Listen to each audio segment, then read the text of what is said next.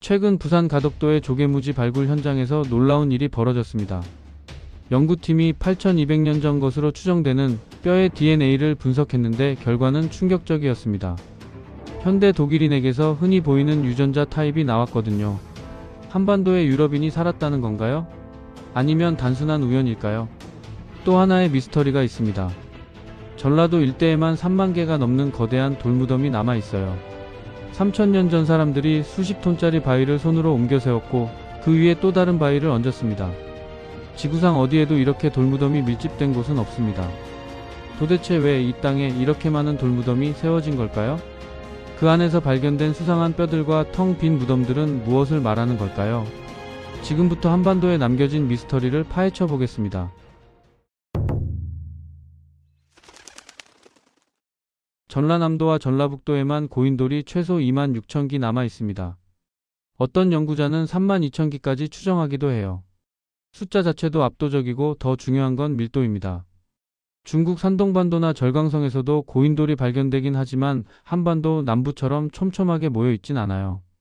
북쪽 요동 지역과 만주 일대에도 흔적은 있는데 형태나 규모가 다릅니다. 이 현상은 단순히 고인돌이 있다를 넘어서 왜 이곳에서만 반복적으로 만들어졌는지를 묻게 만들죠. 그 답의 실마리는 벼농사에 있을지도 모릅니다. 고인돌은 세계 곳곳에 존재하지만 한반도에서는 특히 쌀농사를 짓던 전라도에 집중돼 있어요.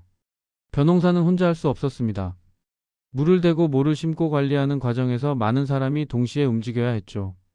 협동은 생활의 일부였고 이런 구조가 거대한 돌무덤으로 이어졌을 겁니다. 벼농사를 짓는 사회에는 농한기라는 시간이 따라옵니다. 농번기에는 모두가 바쁘지만 계절이 바뀌면 한가한 시기가 찾아오죠. 이때 사람들이 마을 단위로 모여 무언가를 만들었을 겁니다.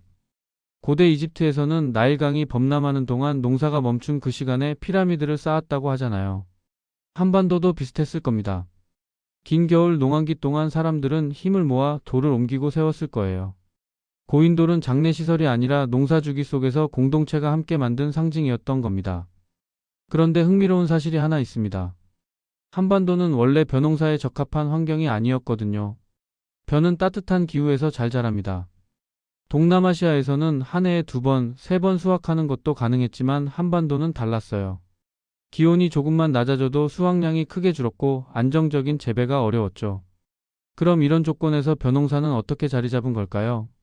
약 3,200년 전 송국리 문화 시기를 전후해 벼농사가 본격적으로 퍼졌습니다. 중요한 건 벼농사가 동남아시아에서 곧바로 들어온 게 아니라는 점이에요. 중국 산동반도와 요동반도를 거치며 점차 추운 환경에 적응한 벼가 한반도로 내려왔다고 봅니다. 농사기술뿐 아니라 사회구조와 의례 문화도 함께 전파됐겠죠. 쌀농사가 퍼진 경로와 고인돌이 집중된 지역이 겹치는 걸 보면 단순한 우연이라고 보기 어렵습니다. 그런데 이렇게 거대한 고인돌과 달리 그 안에서 발견되는 유물은 의외로 적습니다. 남한 지역에서만 수만 기가 조사됐지만 10기 중 2~3기는 유물이 아예 없어요. 도굴 흔적도 거의 없습니다. 애초부터 비어 있었던 거죠. 청동기 시대를 대표하는 비파형 동검도 고인돌에서 나온 건 35개에서 42개 정도밖에 안 됩니다. 고인돌 수에 비하면 턱없이 적은 양이에요. 가장 많이 나오는 건 붉은 간토기, 화살촉, 몇 가지 석기 정도인데 유물의 양 자체가 전반적으로 빈약합니다. 왜 무덤 안이 이렇게 비어 있었을까요? 고인돌 자체를 만드는데 모든 걸 쏟아부었기 때문일 겁니다.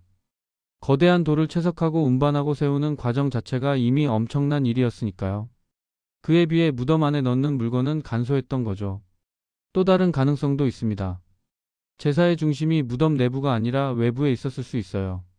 실제로 일부 고인돌 유적을 보면 무덤 안은 비어 있는데 주변에서 깨진 토기 조각이나 의뢰 흔적이 발견됩니다. 더 놀라운 건 귀한 청동검이 시신곁이 아니라 무덤 바깥에 꽂힌 채 발견된 사례도 있다는 거예요. 고인돌은 단순히 시신을 묻는 장소가 아니었던 겁니다. 그 자체가 하나의 기념물이자 의뢰 공간이었어요. 중요한 건 안에 무엇을 넣었느냐가 아니라 눈에 보이는 구조물 자체였던 거죠. 공동체는 고인돌을 통해 특정 인물을 기억하고 그 앞에서 제사를 지내며 정체성을 확인했을 겁니다. 고인돌은 죽은 자를 기리면서도 살아있는 사람들을 하나로 묶는 매개체였던 겁니다. 그렇다면 정작 그 안에 묻힌 사람들은 누구였을까요? 한반도에서는 인골이 거의 발견되지 않습니다. 토양이 산성이 강해 뼈가 오래 남기 어려웠고 화장을 하거나 2차장 방식으로 매장했을 수도 있어요. 그래도 드물게 발견된 인골들은 중요한 단서를 줍니다. 춘천 중도 고인돌에서는 3세에서 4세 어린아이의 뼈가 나왔어요. 어린 나이에 거대한 무덤에 묻힐 이유가 없었겠죠. 태어날 때부터 지위를 물려받은 계층이 존재했다는 증거입니다. 또 어떤 경우에는 뼈만 모아 작은 용기에 담아 안치한 흔적도 있습니다. 죽음 이후의 처리 방식이 매우 다양했던 거예요. 더 흥미로운 건 과거 발굴 중 주목받은 특이한 사례들입니다.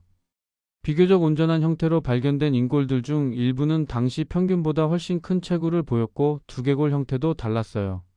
1960년대 충청북도 제천 황성리에서 발굴된 인골은 두개골이 장두형 유럽인처럼 길쭉한 형태였고 키도 168cm에 달했습니다. 당시로서는 상당히 컸죠. 이런 사례들은 한반도 인구 구성에 대한 다양한 가설을 만들어냈습니다.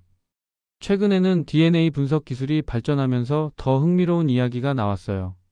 약 22년 전 강원도 정선 아우라지에서 현대 영국인에게서만 나오는 유전자가 발견됐다는 뉴스가 있었습니다. 얼마 전에는 가덕도 조개무지에서 8200년 전 것으로 추정되는 인골 42개가 나왔는데 그중 하나를 분석했더니 H형 하플로그룹이 나왔다고 합니다. 현대 독일인에게서 흔히 보이는 유전자 타입이라고 하더군요. 이 결과가 신문에 크게 보도되면서 한반도에 서양인이 있었다는 이야기가 나왔어요. 그런데 이 결과를 그대로 믿기엔 의문스러운 부분들이 있습니다. 고대 DNA는 조각조각 남은 걸 분석해야 하기 때문에 오염이나 오차가 발생하기 쉽습니다. 게다가 현대 영국인, 현대 독일인과 같다는 표현도 좀 애매합니다. 만약 정말 관계가 있다면 8200년 전 독일인과 유사해야 하는 거 아닐까요? 8200년이 지난 뒤에 현대인과 비교한다는 건 뭔가 어긋나 보입니다. 유전자 분석은 수백 개, 수만 개 중에서 하나를 찍는 겁니다. 그중 현재까지 나온 사례 중에서 현대 유럽인에게 많이 나타난다는 것이지 반드시 그들과 관련 있다는 뜻은 아니에요. 확률 게임이죠. 가덕도에서 발견된 유전자도 여러 인골 중 단 하나에서만 나왔기 때문에 예외적인 결과로 봐야 합니다. 비슷한 사례는 러시아 연해주에서도 있었습니다. 초르티보의 바로따, 한국에서는 악마의 문이라고 알려진 유적인데요. 7에서 12년 전 소련 학자가 발굴한 동굴에서 인골이 나왔어요. 분석 결과 베트남이나 동남아와 유사하다고 나왔습니다. 두만강 건너편 보이스만 유적에서는 또 다른 결과가 나왔어요. 북극권 축치 캄차카 쪽과 유사하다고 하더군요. 대체 뭐가 맞는 걸까요? 연구할 때마다 결과가 다르게 나오는 이유가 있습니다. 악마의 문에서는 단 2개체만 분석했고 보이스만에서도 2개만 조사했어요. 인골이 거의 없다 보니 나오는 거마다 분석하면 각기 다른 지역과 연결되는 게 자연스러워요. 비교하는 대상에 따라 결과가 달라지는 거죠. 비유하자면 이런 겁니다. 한 사람의 키가 크냐 작으냐를 판단할 때 농구 선수들 사이에 세우면 작아 보이지만 초등학생들 사이에 세우면 거인처럼 보이잖아요. 누구랑 비교하느냐에 따라 결과가 완전히 달라지는 겁니다. 이런 맥락에서 얼마 전 트랜스 유라시안 가설이라는 게 나왔습니다. 보이스만은 동북 쪽에서 왔고 악마의 문은 베트남에서 왔고 가덕도는 유럽과 관련 있다는 거죠. 최근에는 요동지방에서 약 8300년 전 기장 농경을 하던 사람들이 한반도로 내려왔다는 주장도 있어요. 이 모든 게 일리는 있습니다. 하지만 학계에서는 인정하는 사람이 거의 없어요. 8300년 전 기장 농경을 했다는데 남한에는 기장 농경 흔적이 거의 없거든요. 게다가 고대 한반도 언어를 분석했다고 하는데 그때 언어에 대한 통일된 연구 결과가 없습니다. 그리고 기장 농경을 하면서 땅을 찾아 남쪽으로 확산됐다는 건 시대적으로 맞지 않아요. 땅을 찾아 빠르게 퍼져나가는 건 주로 유목민이나 수련민이니까요. 이 가설을 일본과도 연결시켜서 해외에서는 관심을 받았지만 한국에서는 크게 인정받지 못했습니다. 왜 한국에서만 이렇게 추적이 어려운 걸까요? 유럽과 비교해보면 차이가 분명합니다. 유럽에서는 인도유럽어 확산 경로가 비교적 명확해요. 약 6200년 전 코카서스와 볼가강 지역에서 시작해 유럽 전역으로 퍼진 과정이 상세하게 보이거든요. 하지만 한반도는 그렇지 않습니다. 인골도 적고 언어학 자료도 풀기 어렵기 때문이죠. 게다가 유전자 데이터는 편중성이 강합니다. 일본 자료를 기준으로 비교하면 당연히 일본과 유사하다는 결과가 나올 수밖에 없어요. 결국 DNA 분석의 한계를 이해해야 합니다. DNA 분석은 한민족의 계통을 밝혀주는 게 아니에요. 그 DNA를 가진 개인의 역사를 보여줄 뿐이죠. 한두 개 뼈를 분석했다고 해서 전체 인구를 대표할 수는 없습니다.